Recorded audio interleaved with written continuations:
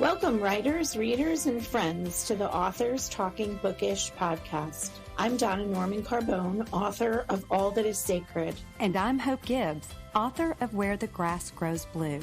We're two debut writers traditionally published by a small publishing house, bringing to you all the experiences that we as authors learn the hard way, so you don't have to. We'll give you insights from the inception of a book idea to publication and beyond. And along the way, we'll share our love of books from the writer's perspective. Welcome, friends. Thank you for coming back to Authors Talking Bookish. This is episode 18, and we're excited to be interviewing Lainey Cameron, who is an author, a book marketing expert, and podcast host. My name is Donna Carbone, and I am joined by Hope Gibbs. Hello, Hope. Hey, Donna, how are you? I'm well. How are you? I'm doing great. I am loving the spring weather. I am actually ready for summer. It's been a hard winter here, so I'm ready You for want to dive right in. I do. I love warm weather the older I get. So, but anyway, normally we talk about books that we're reading, but because we are so fortunate to have a guest with us today, we're just going to jump right in it, and we're going to welcome our guest. Hello, Hi, Lainey. Hi, Donna. Hi, Hope. It is such a pleasure to be here with you. Thank you for being here. We're thrilled. Yes, you wear a lot of different hats, and we want to get into this as soon as possible.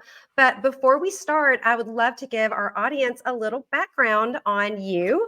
So Lainey Cameron is an award-winning author, marketing expert, digital nomad, and the host of the Best of Women's Fiction podcast, a recovering tech industry executive. Her first novel, The Exit Strategy, won 14 awards and became a #1 Amazon bestseller.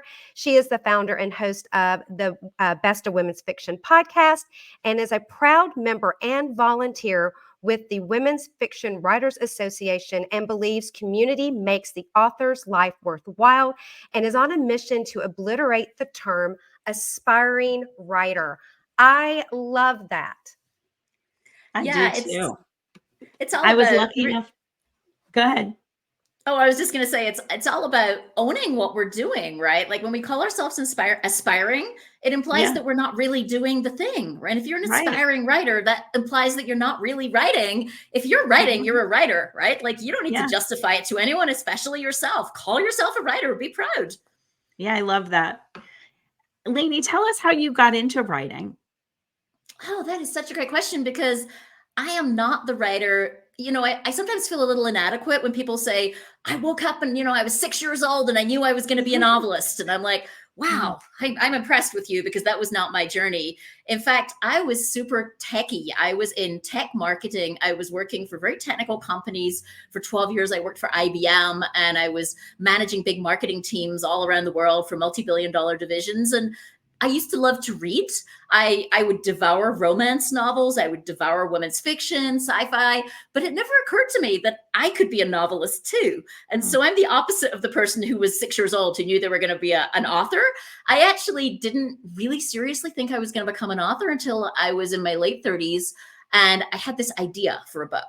And I said to myself, I don't know if I know the ending of this book, but maybe I should just give myself the permission to try. And it's really scary when you try something new in life and you're pretty bad at it to start with, right? Like anything we try new, right? And I think it's one of the things that writers misunderstand. And I think it's because the movies do us a huge disservice. Anytime you see a television show or a movie, someone sits down at their computer and they write a manuscript and they print it out and they send it off to their agent and the agent sells it and we're done. And that's not what becoming an author looks like. It looks like writing multiple versions. It looks like 90% of the work is in revision, not in the first draft for most people. And I think like these perceptions in the movies kind of mislead us as writers and make us feel bad when we have to go through a massive learning curve. And it was a big learning curve for me. I had so much to learn. I had so much craft to learn. And, you talked about my book winning 14 awards, but like I rewrote that book so many times over 5 years before it was ready to go out into the world. Believe me, my first draft wouldn't have won anything. It wouldn't even have won the right to be read by anybody. Well, I want to talk about this book, The Exit Strategy. Again, we talked about how many awards that it that it won. I love the cover. How long did it actually take you to write that first draft? Before we even talk about revisions or anything, what was the beginning to the end? I think the first draft took me somewhere less than a year, maybe 6 months.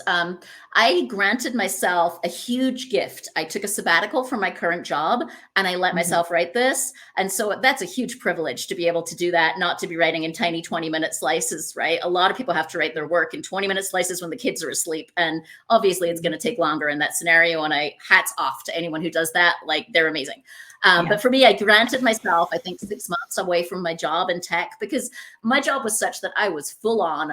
It was a, I don't know how many hours a week job, 80+ hour week. I mean, I was traveling. I had no downtime whatsoever. If I had downtime, I was on a plane and I was reading my emails and responding to emails. I mean, it literally, I don't know what I could have written. And so I granted myself that time and I wrote that first draft.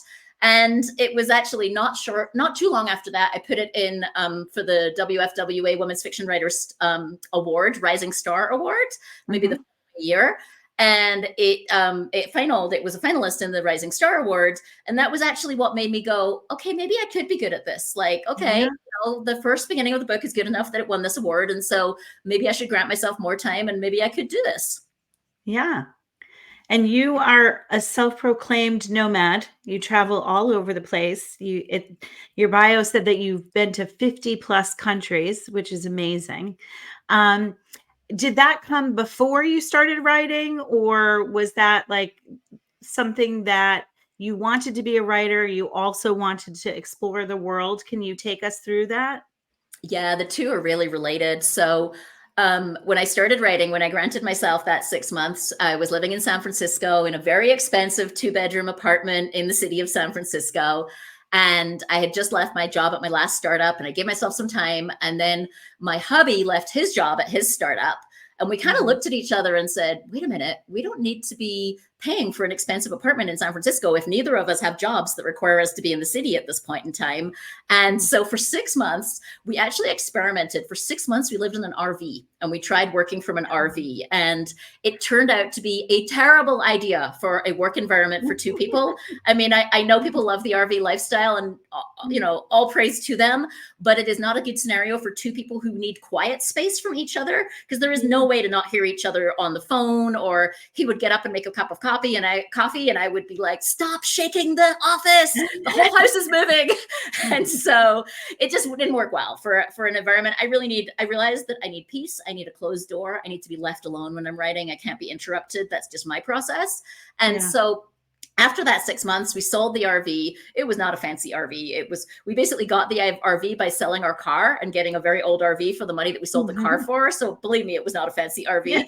And then we sold the RV and we decided, for less than the price of renting a spot in an RV park in the States, we could be, for example, in a rental house in Mexico or in a rental house in Thailand or in a rental house in Spain. And so that's what we decided to do, was try the nomadic life.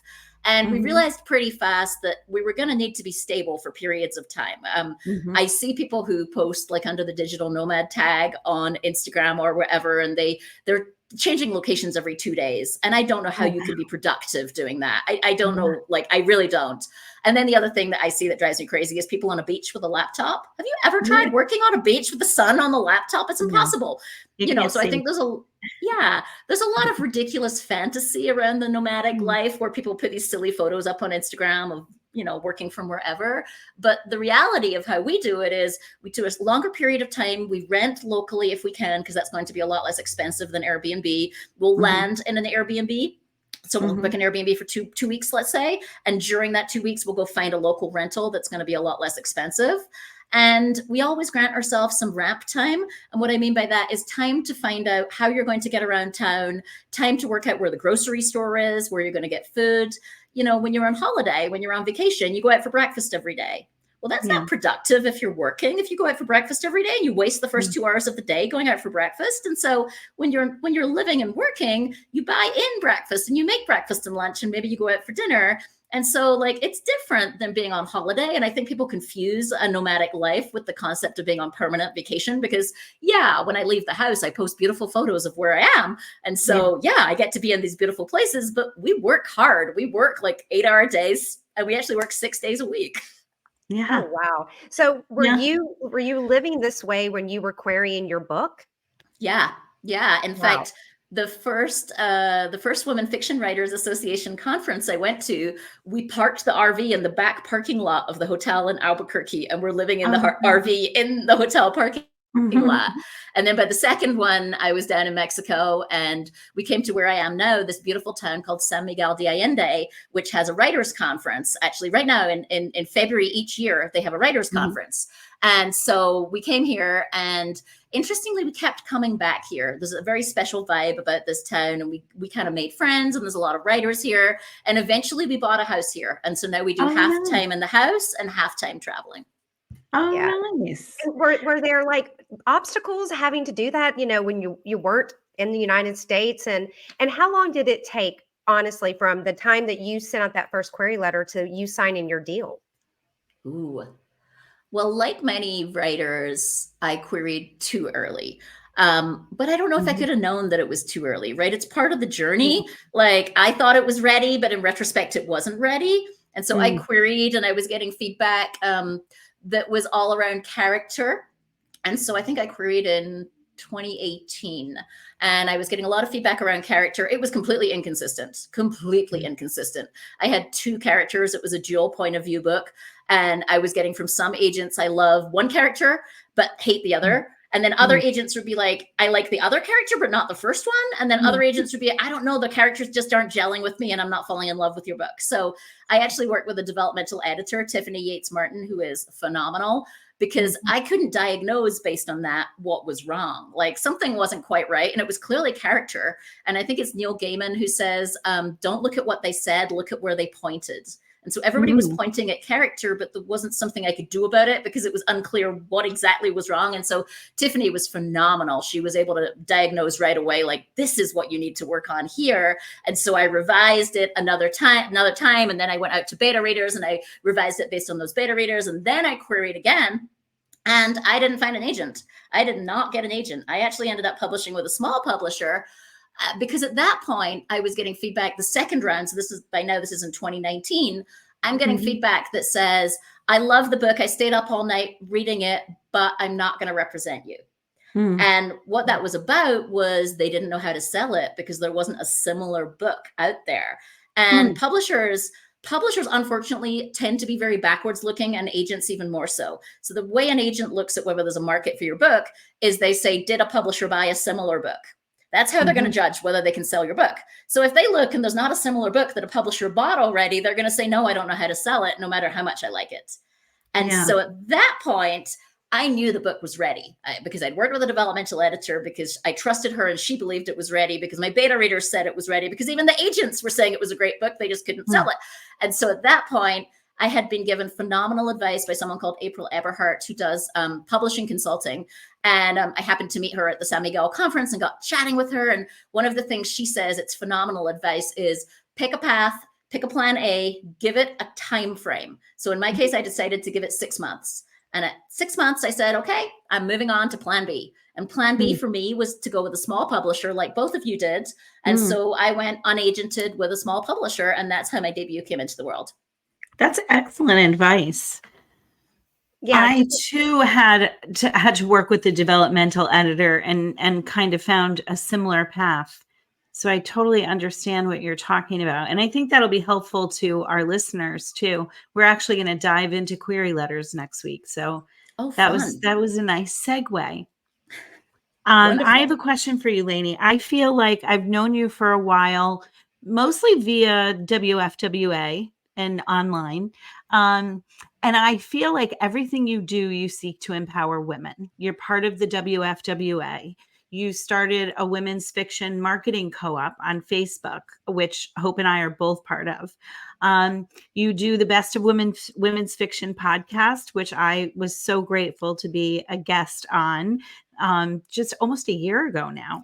And you're a marketing coach. So just talk to us about that. Like, talk to us about what drives you to just empower women and be so helpful. I think, well, first off, it gives me joy. Like, I love being able to help other authors. It gives me so much joy. there's only so much we're ever going to do for our own books, right? Like for me, it took me 5 years to write my first book, and it's probably going to take me 5 years to get my second book into the world. Gosh, I wish I was faster, but I'm not. And like, what am I going to talk to my readers and my followers about in the meantime? And I think this is something that writers get a little confused over. They think that sometimes it's mostly early career authors who haven't understood this yet. They think they're in competition with other writers, and you're not. You're really, really not. You know, readers love to read multiple books. They read multiple books per month, most readers. And you're going to write a book how often? Once every year, maybe, if you're really fast. Once every 6 months. Gosh, well done. So what are you going to talk to readers about the rest of the time? And so for me, the opportunity to actually talk to my followers about other writers' books, to have a podcast, to use my platform to promote other writers' books, to bring them to my readers, it helps me too, because it gives me something fun to talk about. Like, I don't know, in 5 years between books, can you imagine all I talked about was my last book? How boring would that be? How awful would that be? And yeah, I get to talk about my own book, but for me, it's a win-win. Like, why wouldn't I help promote other writers, bring them to my followers? That's what the podcast came from. It actually started out as a video series back in 2020 during my debut year, which also was the pandemic year, which turned out to be a heck of a year to launch your first book. But during that year, I realized that I had at that point, I don't know, like 6,000 followers on Instagram. And I looked at some of these authors who were coming out with me, who were big publisher authors, who had these phenomenal book deals, and they had 200, 300, 400, maybe 500 followers. And I thought, well, why wouldn't I use my platform to try and promote them? Why wouldn't I bring them into my platform and show them to the people who follow me? And that was where the podcast came from, was just me trying to showcase those authors. And it started on Instagram as a series of video interviews on Instagram. And then I realized, maybe someone suggested it to me, that, well, I've already got the video, so I could use the audio and do a podcast, and that wouldn't be too much extra work. And then it grew from there, and the podcast had more listeners, and it's now among the top 5% of all podcasts. So it's fun, but like, it just kind of grew organically, step by step. And I think coming from Silicon Valley, I saw the power of women helping each other. Like this is a really male sexist environment still. My first book talks about that environment, of quite how sexist it is, and what it's like to be the only woman in the boardroom. I wanted to share that experience. And so I think coming from that background, I appreciated that, like, why wouldn't we help each other? Like, to me, that just gives me so much joy. Yeah. I love Donna that. and I, we've spoken about how it's really important as a writer, you know, to start building your community as soon as possible, because I had a year and a half that I had to fill social media, and it couldn't just be like, oh, I've written a book, it's coming out. I use that as connecting by, you know, showcasing other authors and their books. And I got so many author friends that I made that way just by reviewing their book and filling my own space. And so I love that you empower women as we talk, and writers, and you do so with this podcast. Yeah, I have a lot of fun with this podcast. The best of women's fiction. If you have not, this is to our listeners, if you have not checked it out, you should. I find a lot of my next reads on that podcast. And it's actually, I'm going to reorient it a little bit, because I realized that so many of the people who follow me are writers, and I've become more and more aware of this. And so we're going to be focusing a little bit more on writerly topics, and focusing it on, we'll still be picking the best of women's fiction, but we'll be asking them, well, how did you become the best? Like, what did you do craft-wise that enabled you to become among the best out there? What did you do marketing-wise? Like, how did you get out to readers, and what exactly did you do? And so in addition to talking about the books, which I always recommend, we're going to be going a little bit deeper, really asking, like, what made them the best in women's fiction? Yeah, that's neat. Do you want to tell us about your new marketing endeavor? I wish I had this when I was first in the querying trenches. Yeah, so last year I kicked off a program called 12 Weeks to Book Launch Success. And it's exactly what it sounds like. It's a 3-month program where I take a group of authors. Right now the group is 10. I just started with the second group. And it does tend to sell out really fast. The first one sold out in 48 hours, and the second one filled within a couple of weeks of when I opened registration.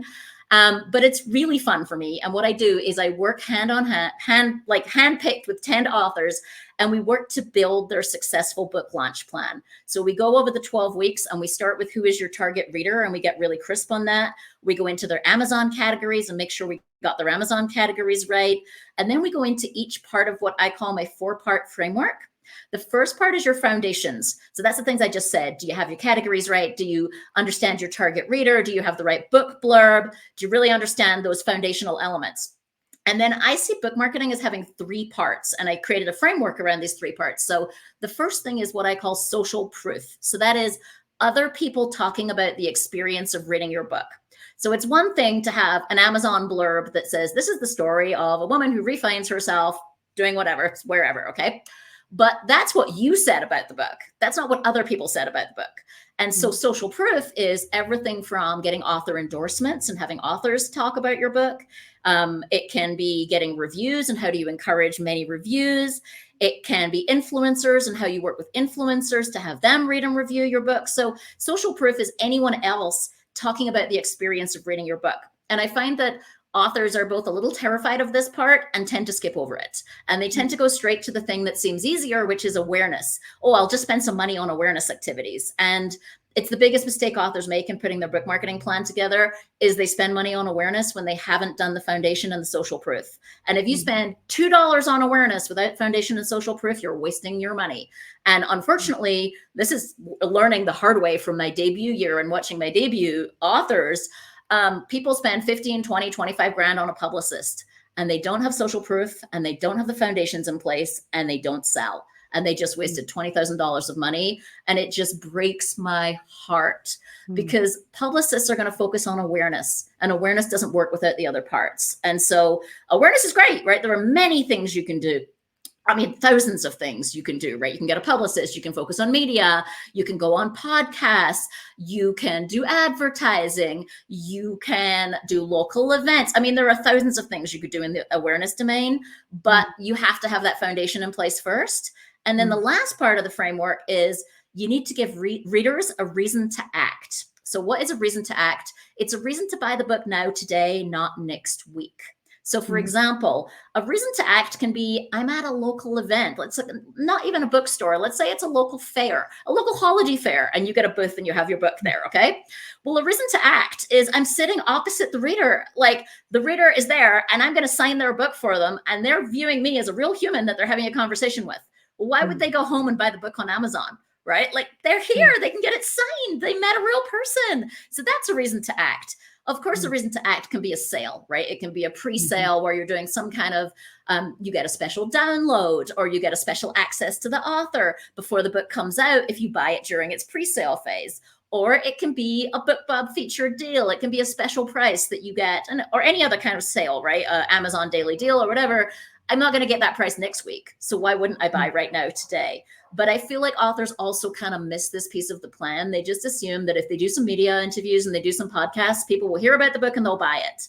And life doesn't work that way. We don't always, when's the last time you heard about a book and went and bought it right that second? Mostly you say, oh, I'll do it when I have time, right? And did you go back and actually do it a week later, or did you forget? Yeah. Yeah, that's excellent advice.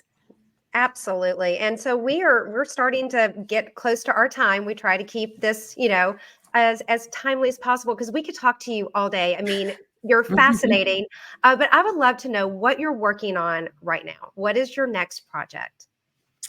So I'm working on a couple of things. The first thing I want to mention is I am doing this class that has the 12 weeks to book launch success, which is a paid program, but I also have a list where I'm giving free book marketing tips and advice out to authors. And I would love for people to find me and join that list. And part of it is that's how I get the word out about the class that is the paid class, is I give lots of resources for free so that people know about me and get to know me, and they know that I can provide value, and then they'll consider my class one day.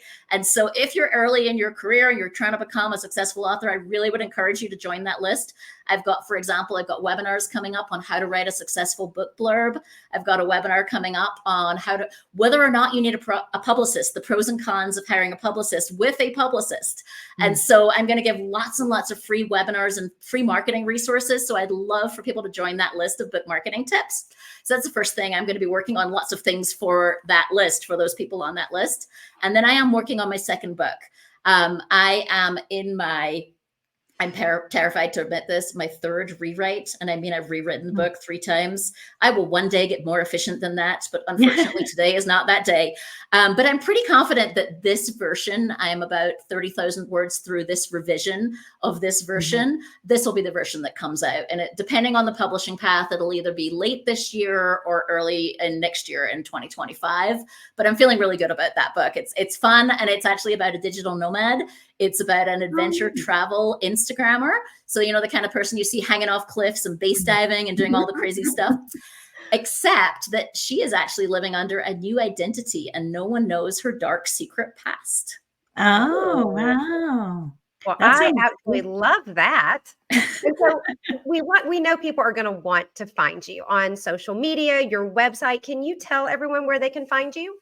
Yeah, it's really easy. If you go to my website, which is laineycameron.com, and it's Lainey Cameron.com, you're going to find all my social media. I'm most active on Instagram, is where I spend the most time. I am on TikTok as well. I have a little bit of fun out there. And you'll find that book marketing list that I was talking about. You can sign up for it right on the homepage of my website. Lainey, thank you so much for joining us. This has been amazing. Well, yes, I appreciate you inviting me. It's so fun. And I really love what you're doing here with the podcast. It's really amazing. I think authors need to understand all these lessons that we do learn the hard way. And isn't it nice that you're helping us all learn it from you instead, and your guests, instead of having to learn every single thing themselves. I love what you're doing. Yeah. Thank you. Thank you very much. Well, Donna, do you want to tell everyone what we're going to be discussing in our next podcast? Sure. We will be discussing the querying process, which we got a little highlight from with Lainey today. So that was very timely. We would appreciate it if you would like this episode and comment, share it with your friends, and you can find us at www.authorstalkingbookish.com. And we are so, again, Lainey, you're wonderful. We would love to have you back on any day. And until next time, everyone. Thank you. Bye, everyone. Thank you for joining us today. I'm Hope Gibbs. And I'm Donna Norman Carbone. It's time for you to get to work. We look forward to seeing you in 2 weeks with another tip from your author friends.